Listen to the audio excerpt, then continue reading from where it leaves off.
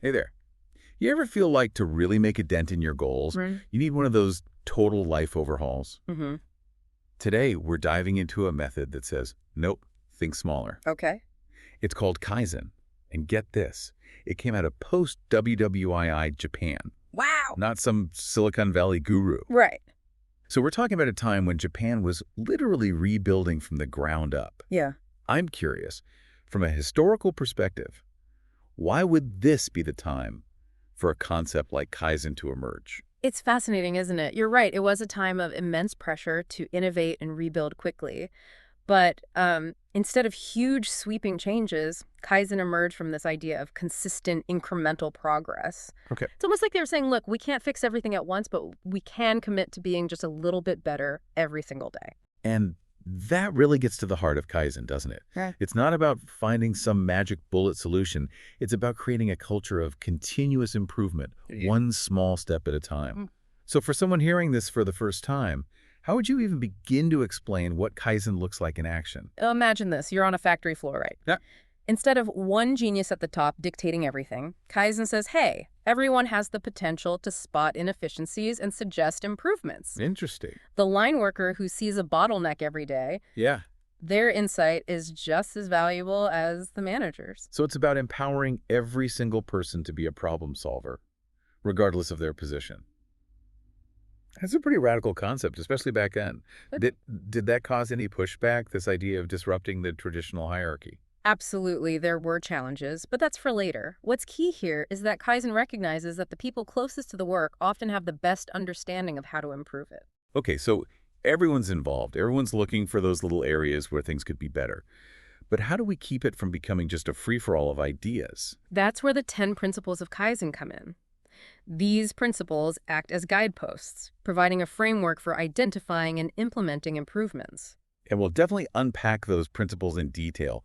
But first, I think it's important to address the elephant in the room. Or maybe it's a tiny elephant, slowly getting better. Yeah. Doesn't this whole small changes thing sound a bit, well, underwhelming? I mean, can you really transform a company, an entire industry even, with just tiny tweaks here and there? Mhm. That's the thing about Kaizen. It sounds deceptively simple, right? Right. But think about it. When we look at massive success stories, it's rarely about one giant leap. That's true. It's usually the accumulation of countless small wins. Yeah, and what's fascinating here is that Kaizen isn't just about making those tiny changes, it's about the effect they have over time. Right. We're talking about the compound effect. You know, like that idea that if you improve something by just 1% each day over a year, you'll end up exponentially better off. Exactly. And that's the beauty of Kaizen. It's a long game.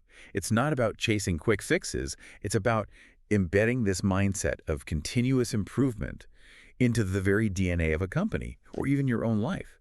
It's almost like instead of looking for shortcuts, you're lengthening the runway for success. I like that. That's good. Okay, I'm picking up what you're putting down. Yeah, But still, even with all the small wins in the world, there are always going to be setbacks, right? sure. How does Kaizen handle those inevitable bumps in the road? Let's say you try to implement a new process and it just doesn't work. Yeah. In a traditional blame culture, fingers start pointing, people get defensive, and the whole thing backfires. Right. Kaizen flips that script. Instead of seeing setbacks as failures, they're viewed as opportunities for learning. It's about asking, okay, what didn't work? And more importantly, what can we learn from it? So it's less about avoiding mistakes and more about creating a culture where it's safe to make them, learn from them, and adapt quickly. That must be a huge relief for people who feel paralyzed by the fear of messing up, especially in a high-stakes work environment. Absolutely. And this ties into one of the 10 principles of Kaizen that we touched on earlier, which is let go of assumptions. Okay. So often, we get stuck in old ways of thinking or doing things because we assume they're the only way or the best way. So how does letting go of assumptions actually work in a real-world setting? I mean, it's easy to say, but how do you actually get people to challenge the status quo, especially if they've been doing things a certain way for years? One of the most powerful techniques is actually quite simple. It's called the 5 whys. Okay. Basically, whenever a problem arises, instead of jumping to conclusions, you ask why 5 times in a row. Interesting. And this is where it gets really interesting because you're not just asking why once and accepting the first answer, you're digging deeper each time.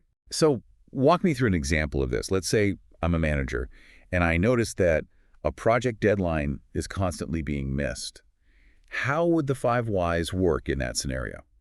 Well, the first why might be, why is this project deadline being missed? Right. And the answer might be, well, the team is overworked. Okay. But instead of stopping there, you'd ask, why is the team overworked? And that might lead to the discovery that there's a bottleneck in another department that's causing delays. You've got it. And you'd continue to ask why until you get to the root cause of the problem. And often what you find is that the root cause is something that wasn't immediately obvious. Exactly. So by repeatedly asking why, you're essentially forcing yourself and your team to peel back the layers of assumptions and really get to the heart of the matter. Yeah. It's almost like you're playing detective, but instead of solving a crime, you're solving for efficiency or productivity or whatever the issue might be. Right. And the best part is, this principle isn't limited to the workplace. You could use the five whys technique in your personal life too. It's amazing how such a simple tool can unlock that level of understanding. But you've touched on something really important, this idea that Kaizen isn't just for the factory floor anymore, right? Mm. I mean, we've been talking about teams and projects, but what about applying these principles to our own lives? Where do you even begin? Well, think about the core of Kaizen. It's about that consistent effort towards improvement.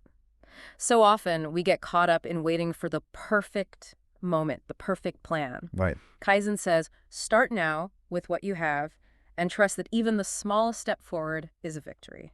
It's like instead of waiting to overhaul your entire diet overnight, you swap out that sugary soda for a glass of water. Right. It seems small, but it's a step in the right direction. Exactly. And the more of those small steps you take, the more momentum you build. It's that feeling of accomplishment, of seeing yourself make progress that really fuels the Kaizen journey. But let's be honest, not every change is going to feel easy or even exciting. Sure. How do you stay motivated when you hit those inevitable plateaus, those moments where it feels like you're just spinning your wheels? Yeah, it's easy to lose steam. That's where another one of the 10 principles comes in, question the status quo. It's so easy to get comfortable, to fall into a routine and think this is good enough. But Kaizen is all about challenging that complacency, about asking yourself, how can I make this even a little bit better? It's like when you've been using the same old system for organizing your to-do list, and it kind of works, but it's also kind of stressing you out. Exactly. Kaizen would say, hey, why not try a new app? Or a different method altogether. Exactly. And that's where the experimentation comes in. It's about being willing to try new things, to get creative, and to find what works best for you. And sometimes that means seeking inspiration from unexpected places. Interesting. I read about a company that completely transformed their brainstorming sessions by borrowing techniques from improv comedy. They found that by incorporating elements of playfulness and spontaneity, they were able to unlock a whole new level of creativity and generate some truly innovative ideas. I love that. It's a great reminder that Kaizen isn't about rigid rules, it's about finding what works. And sometimes, the most unexpected solutions can yield the most remarkable results. Speaking of results, I think it's time we address the heart of what makes Kaizen so compelling. It works. We've talked about Lockheed Martin, a giant corporation, using these principles to streamline their operations. But there are countless examples of small businesses, even individuals, using Kaizen to achieve remarkable things. And that's what we want to leave our listeners with today. It doesn't matter who you are, what you do, or what you're trying to achieve, the principles of Kaizen can help you get there. It's not about making sweeping changes overnight. It's about those small, consistent steps, those 1% improvements that over time can lead to extraordinary transformations. So as we wrap up our deep dive into Kaizen, the question we want to leave you with is this. What's one small change you can make today in your work or your life that will set you on the path of continuous improvement? It could be as simple as decluttering your workspace or finally committing to that online course you've been eyeing. Whatever it is, remember, every journey starts with a single step.